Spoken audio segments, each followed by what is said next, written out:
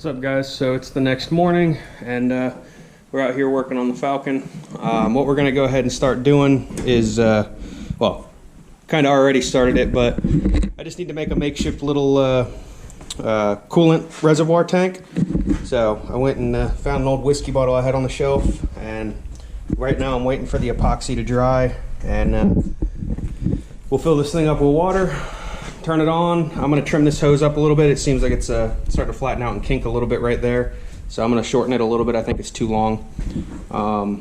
Get that tank on, put some heat in this motor, and see how long, see if the what's the word, the engine temp gauge works in the car.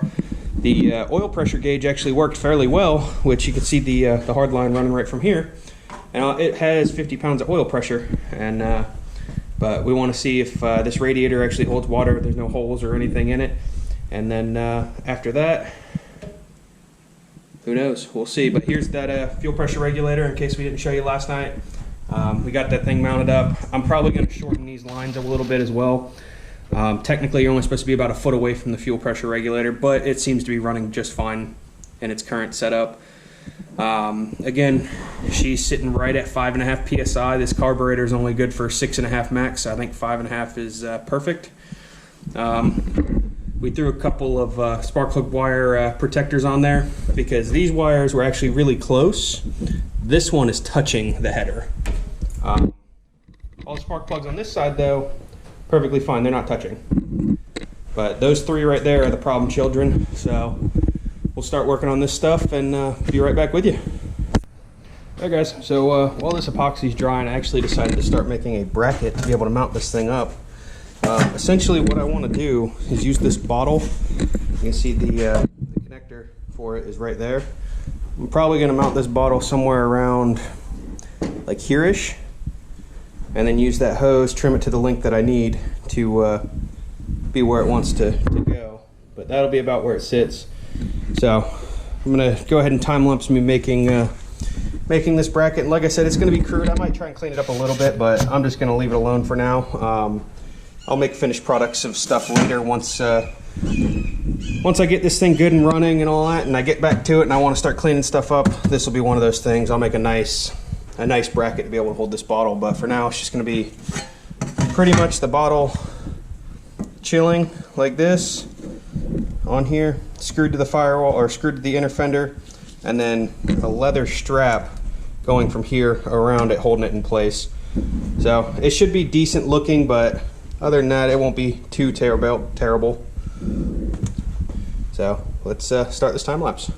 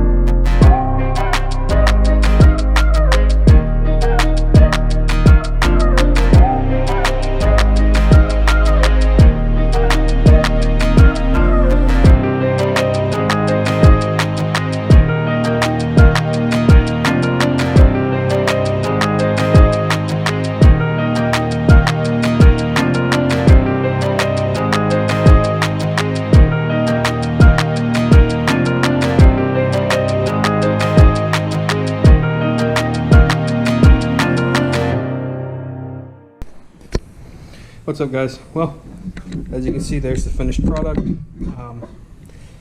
Nothing all that nice, but I mean, it'll definitely do its job. And I guess now it's time. I just got to trim this radiator hose up a little bit, make it a little shorter so it's away from this fan. These blades are, I mean, they're probably about that far away from touching the hose. So once we get that done, I'll be filling it up with water and might do a little heat cycle on it and just let it sit here and idle and see what it does. See if it gets up to temp, see if the water pump's any good, see if the thermostat opens, and hopefully this thing might just need to be agitated where you rev it up and it'll start charging. If not, it might die. Who knows? But I looked up a one-wire alternator and they're like $50, so I'm really not that worried about it. I'll pick one of those up sometime this week and we'll get that changed out. But right now I'm just hoping the water pump is good and the thermostat will open.